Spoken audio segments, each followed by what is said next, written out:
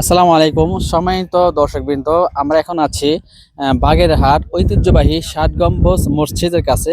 আমরা একটু আগে আসলাম, দেখতে পাচ্ছেন। আমি যদি আপনাদেরকে একটু দেখাই, দেখেন আমরা জোহর নামাজ পড়ছি, তো ৬০ গম্বুজ মসজিদ আলহামদুলিল্লাহ মানে অনেকটাই সুন্দর, ভিতরের দৃশ্যগুলো অনেক সুন্দর।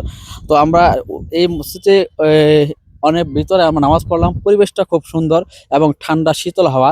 তো আমি এই ৬০ গম্বুজ মসজিদ সম্পর্কে আলহামদুলিল্লাহ অনেকটাই জানেন। তো আমরা এই ৬০ গম্বুজ মসজিদ সম্পর্কে ভাইকে জিজ্ঞেস করবো। দেখছি আমাদের এক ভাইকে দেখা যাচ্ছে। আসসালামু আলাইকুম রহমতুল্লাহি ওয়া বারাকাতুহু। ভাই ভালো আছেন? ওয়ালাইকুম আসসালাম রহমতুল্লাহ। আলহামদুলিল্লাহ, আপনি কেমন আছেন? আলহামদুলিল্লাহ ভালো। ভাই আমরা আসছিলাম ঢাকা থেকে, তো এই ৬০ গম্বুজ মসজিদটা একটু দেখার জন্য। তো আপনি বাসা কি এখানেই? হ্যাঁ, এই যে পাশের জেলা পিরোজপুরে। হ্যাঁ ভাই, এই ৬০ গম্বুজ মসজিদ সম্পর্কে তো অনেক অনেক বড় একটা ইতিহাস আছে। তো যদি আমাদেরকে একটু, আপনি যেহেতু স্থানীয়, তো যদি আমাদেরকে একটু বলতেন। আচ্ছা আচ্ছা, স্থানীয় বলতে আমাদের পাশের জেলা আর কি। জি। এখানে আমরা প্রায় আসি, মাঝে মাঝে আসি। আমাদের মেহমান যারা আসে তাদেরকে নিয়ে আসি, আজকেও সেরকম আসা। তো এটা তো অনেকেই জানে।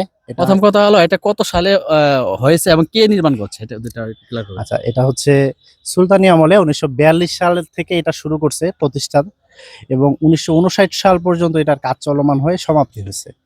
এবং তখনকার এই এলাকার আহ, সুলতানি আমলের শাসক খানজাহান আলী তার কোর্ট হিসেবে এটা সে ব্যবহার করত, এবং অত্র এলাকায় সে বিচার বা যে কোনো পরামর্শ কেন্দ্র হিসেবে এটাকে কাজে লাগাতো।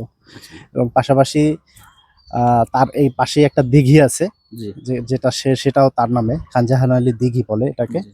সেটাও তার প্রতিষ্ঠিত। এই। জি, মাজার খান জাহানের এবং মাজারটাকে। উনি মারা যাওয়ার পরে ওখানে তাকে সমাধিস্থ করা হয়েছে।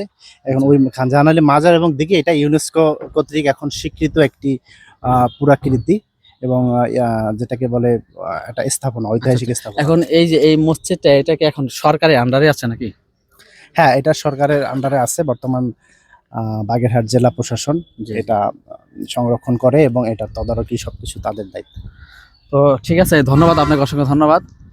সম্মানিত দর্শকবৃন্দ, আসলে আমরা জানতে পারলাম ভাইয়ের কাছ থেকে সংক্ষিপ্ত আকার ইতিহাসটা।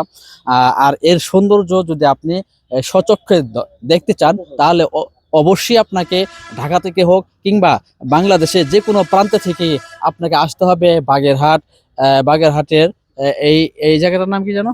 এটা হলো বাগেরহাটের বাগেরহাট জেলার পাশেই ৬০ গম্বুজ মসজিদ। বাগেরহাট জেলার পাশে ৭ গম্বুজ মসজিদ আসতে, বাংলাদেশের যে কোনো প্রান্ত থেকে দেখতে হলে আসতে হবে এই বাগেরহাট লোকেশনে। অতএব ভ্রমণ করুন, ভ্রমণ করে বাংলাদেশের সৌন্দর্য অঞ্চলগুলোকে দেখুন এবং উপভোগ করুন। সেই সাথে জ্ঞান ও মেধা দুটোটাই বৃদ্ধি হবে। দেশকে জানুন, দেশকে ভালোবাসুন। সকলে ভালো থাকুন, সুস্থ থাকুন। আসসালামু আলাইকুম রহমতুল্লাহ।